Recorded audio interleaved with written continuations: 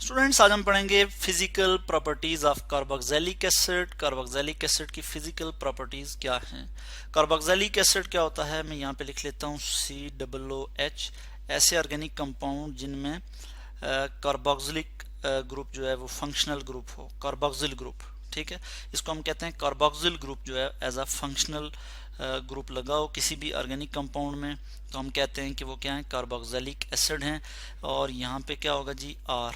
ठीक है, इसको हम इस तरह से भी लिख सकते हैं कि R करके मैं यहाँ लिख लेता हूँ कि RC डबल बॉन्ड O, और यहाँ पे लगा होगा O और फिर H। ठीक है, और इसमें अगर हम देखें तो ये जो पार्ट है, ठीक है, इसको हम कहते हैं कार्बोनाइल पार्ट। ठीक है, इसको हम क्या कहते हैं जी, कार्बोनाइल पार्ट, कार्बोनाइल। ठीक है, कार्बोनाइल ग्रुप है ये हमारे पास। और ये जो हमारे पास ये जो है OH, ठीक है, ये क्या है जी, ये है जी हमारे पास hydroxyl group, HYDROXYL, hydroxyl group. ठीक है, तो इसलिए ये जो वर्ड है कार्बोक्सिलिक एसिड या कार्बोक्सिलिक जो फंक्शनल ग्रुप है, तो हम कहते हैं कार्ब का जो वर्ड है कार्बोनाइल से है, और ऑक्सिल का जो वर्ड है वो हाइड्रोक्सिल से है, यानी कार्बोक्सिलिक ग्रुप। तो कार्बोक्सिलिक ग्रुप की हम फिजिकल प्रॉपर्टीज देखेंगे कि कार्बोक्सिलिक जो एसिड हैं, ठीक है, ये क्या होते हैं, एसिड्स होते हैं। तो हम इनकी कुछ फिजिकल प्रॉपर्टीज देख लेते हैं। तो हम यहाँ पे बात करेंगे कि जो फर्स्ट 3 एसिड्स हैं, ठीक है, फर्स्ट 3 जो मेंबर्स हैं, जैसे हमारे पास आ जाता है फॉर्मिक एसिड है, फॉर्मिक एसिड।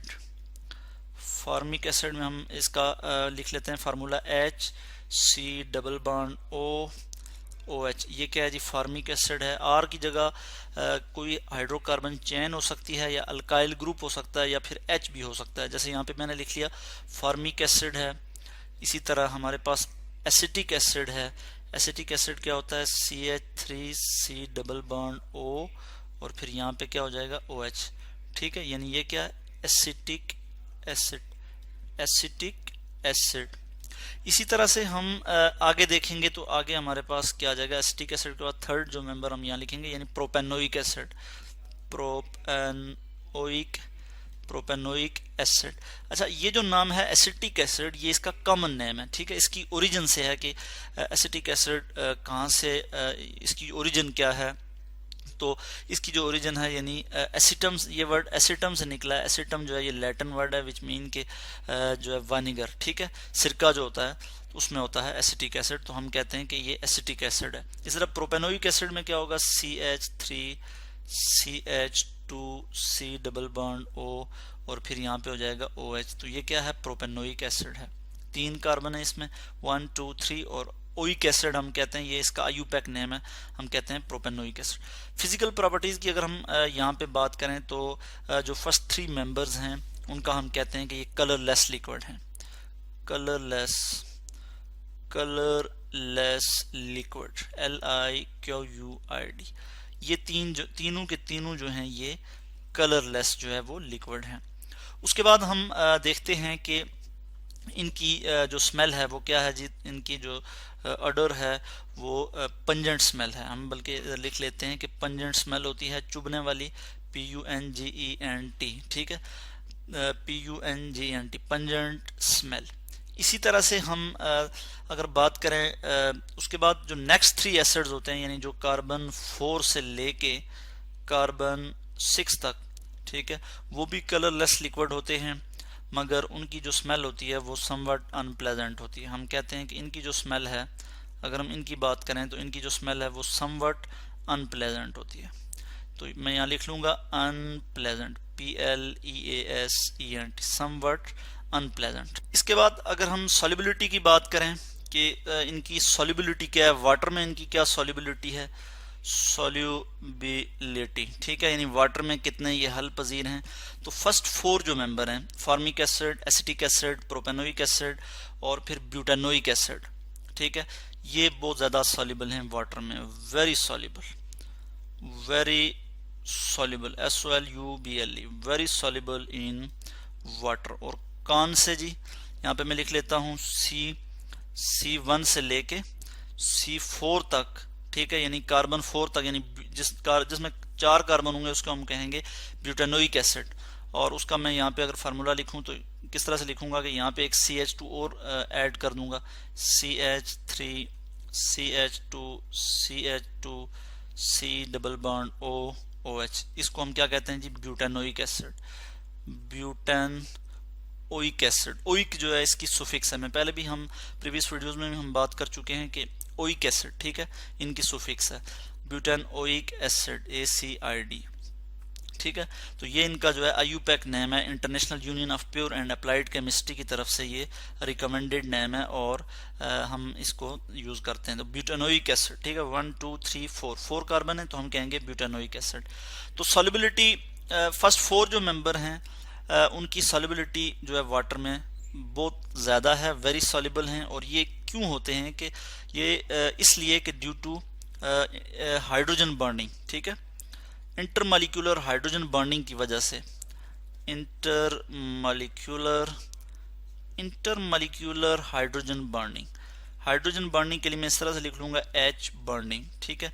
किस तरह से होती है इंटरमॉलिक्यूलर हाइड्रोजन बर्निंग, तो मैं आपको यहाँ पे दिखा दूं। जैसे कोई हम यहाँ लिख लेते हैं, कोई भी एक कार्बोक्सिलिक एसिड है, इस तरह से होगा RC डबल बॉन्ड O और इसी तरह से O और यहाँ पे होगा H, ठीक है। और इसी तरह एक और इसका मॉलिक्यूल मैं अगर यहाँ पे लिखूंगा तो इस तरह से लिख सकता हूँ कि R, उसके बाद यहाँ पे हमारे पास है C, उसके बाद यहाँ पे O, उसके बाद डबल बॉन्ड O और उसके बाद हमारे पास आ जाएगा कि यहाँ पे जो है H आ जाएगा, ठीक है।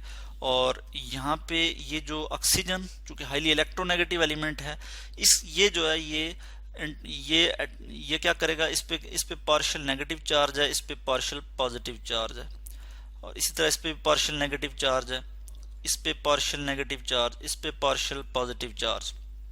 होगा क्या कि चूंकि ऑक्सीजन हाईली इलेक्ट्रोनेगेटिव है, ये हाइड्रोजन के साथ जो शेयर्ड पेयर ऑफ इलेक्ट्रॉन है इसका, हाइड्रोजन का भी जो इलेक्ट्रॉन है उसको अपनी तरफ ज्यादा अट्रैक्ट करेगा, जिसकी वजह से पोलैरिटी प्रोड्यूस हो जाएगी, पोल बन जाएंगे, पार्शियल पॉजिटिव और पार्शियल नेगेटिव, ठीक है। इसकी वजह से क्या होगा कि ये जो हाइड्रोजन है यहाँ पे एक मॉलिक्यूल का, इस कार्बोक्सिलिक एसिड का, ये जो है ये अट्रैक्शन फील करेगा दूसरे मॉलिक्यूल से, दूसरे मॉलिक्यूल के ऑक्सीजन से, ठीक है। और एक वीक इंटरमॉलिक्यूलर फोर्स, एक वीक इंटरमॉलिक्यूलर जो है बॉन्डिंग डेवलप होगी, जिसको हम कहते हैं हाइड्रोजन बॉन्डिंग, इस तरह से, ठीक है। तो ये कार्बोक्सिलिक एसिड के अंदर जो है वो हाइड्रोजन बॉन्डिंग होती है, जिसकी वजह से इंटरमॉलिक्यूलर हाइड्रोजन बॉन्डिंग होती है, जिसकी वजह से ये वाटर में सॉल्युबल होता है। उसके बाद अगर हम बॉइलिंग पॉइंट की बात करें तो बॉइलिंग पॉइंट इनका हाई होता है। क्यों हाई होता है? Due to hydrogen bonding. Boiling point के लिए मैं इस तरह से लिखूंगा BP, और ये क्या होता है? हाई होता है। और इसकी क्या वजह होती है? इसकी वजह भी इंटरमॉलिक्यूलर हाइड्रोजन बॉन्डिंग होती है। और सॉल्युबिलिटी, फर्स्ट 4 मेंबर जो बहुत ज्यादा सॉल्युबल हैं वाटर में, उसकी भी क्या वजह है कि इंटरमॉलिक्यूलर हाइड्रोजन बॉन्डिंग के मॉलिक्यूल के अंदर जो हाइड्रोजन बॉन्डिंग होती है, कार्बोक्सिलिक एसिड के जो मॉलिक्यूल्स हैं उनके अंदर जो हाइड्रोजन बॉन्डिंग होती है, इसकी वजह से जो है वो ये वाटर में सॉल्युबल होते हैं। अगर हम यहाँ पे मेल्टिंग पॉइंट की बात करें यहाँ पे, तो मेल्टिंग पॉइंट इनका इंक्रीज होता है इर्रेगुलरली, ठीक है। Melting point increases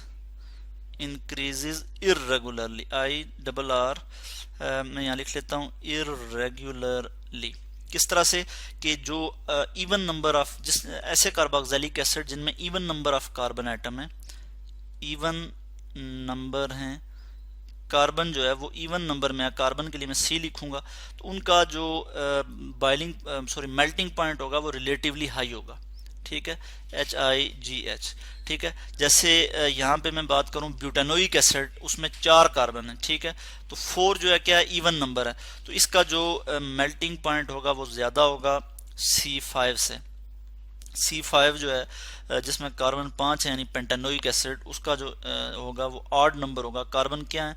odd number में, ऑड नंबर ऑफ कार्बन है, ठीक है।